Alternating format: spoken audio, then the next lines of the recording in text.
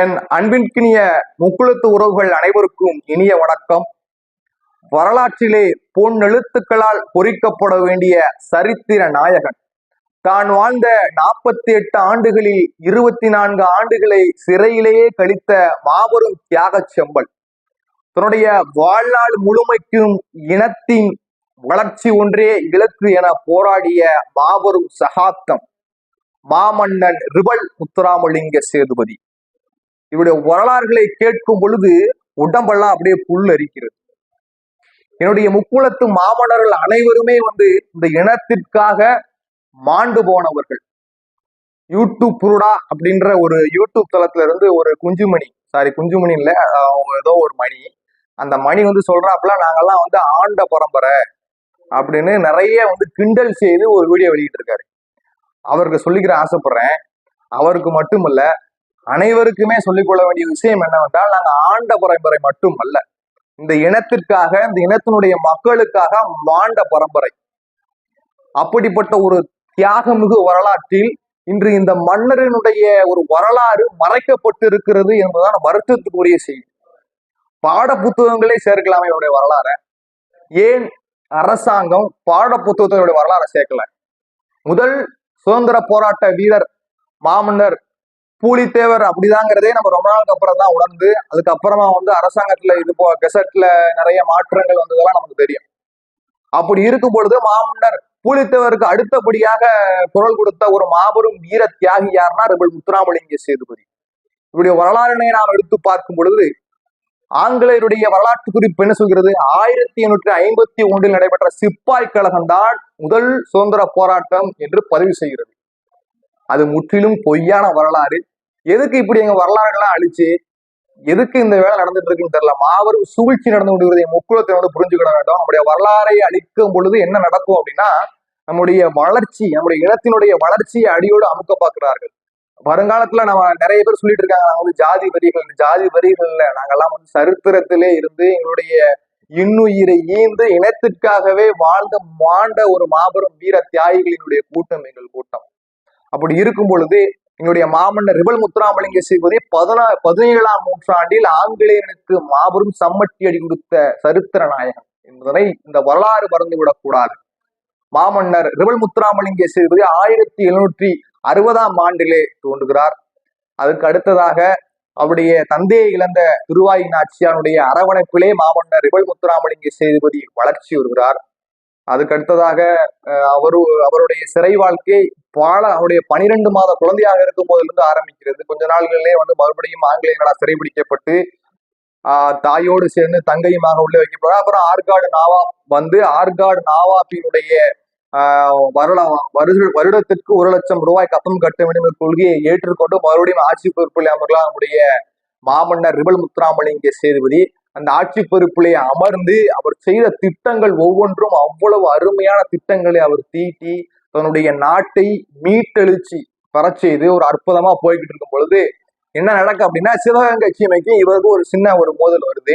என்ன அப்படின்னா, சுங்கச்சாவடி இங்க இருந்து வரக்கூடிய பொருட்கள் அனைத்துமே ராமநாதபுரம் சேதுபதி அவருடைய சுங்கச்சாவடியை கடந்துதான் சிவகங்கை சீமைக்கு செல்ல வேண்டிய சூழ்நிலை இருந்தது.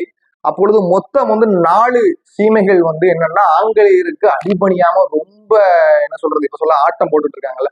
அதாவது ஆட்டம் போடுறதுங்கிறத விட அதை என்ன பண்ணிருக்காங்க அப்படின்னா, அவங்களுக்கு கட்டுக்கடங்காத காளைகள் அப்படின்ற மாதிரி ஒரு 4 பாளையங்கள் இருக்கு.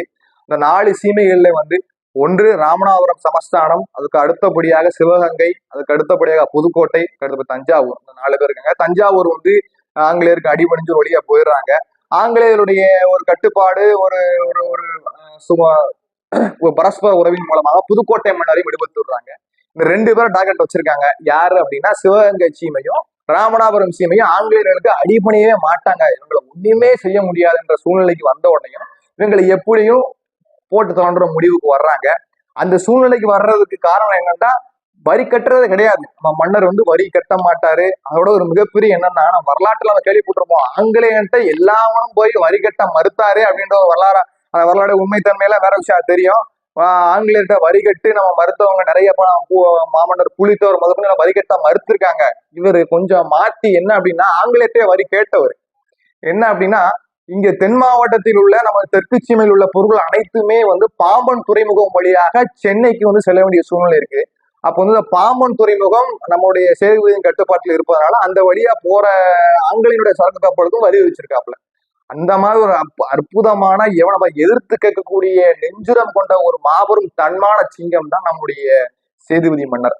அப்படி ஒரு வரலாறை வந்து அற்புதமான வரலாறை எழுதி தன்னுடைய இனத்திற்காக இந்த மாதிரி இவருடைய செயல்பாடுகள்லாம் பொறுக்க முடியாத ஆங்கிலேய அரசு இவருக்கு வந்து மாபெரும் சிறைகளை அடைச்சு ஒரு போர் தொடுத்து இவருடைய சமஸ்தானத்தை முற்றுமாக சிறைக்கைதாவது துப்பாக்கி முனைகளை கைது செய்யப்பட்டு 24 ஆண்டுகள் சிறையில கழிச்சிருக்காரு. நம்ம சாதாரணமா சொல்ற மாதிரியே சிறைனா என்ன 3 வேளை சோறு கொடுப்பாங்க திருடர்கள், அந்த மாதிரி சிறை கிடையாது. அந்த சிறையில் வந்து வெளிச்சமே இருக்காது. அந்த சிறையில் வந்து நம்ம நிமிர்ந்து நிக்க முடியாதான், நிமிர்ந்தோம்னா தட்டும், அந்த மாதிரி படுத்துதான் இருக்க முடியும். அப்படி ஒரு கொடுமையான ஒரு சிறை. இவர் யாருக்காக? அன்னைக்கு ஆங்கிலேயனுக்கு அவர் கும்பிடு போட்டிருந்தாருன்னா, ஆங்கிலேயரன் காலில் அவர் கடந்திருந்தாருன்னா இன்னைக்கு அவர் ராஜ வாழ்க்கை வாழ்ந்திருக்கலாம். அப்படிப்பட்ட ஒரு ஈனப்பழப்பு தேவையில்லை. தன்மானத்திற்கு விலை போகாத ஒரு மாபெரும் தன்மான சிங்கம் தான் ஐயா சேதுபதி. அப்படிப்பட்ட பொழப்பு தேவையில்லை. என்னுடைய மக்களுடைய வளம் தான் முக்கியம்.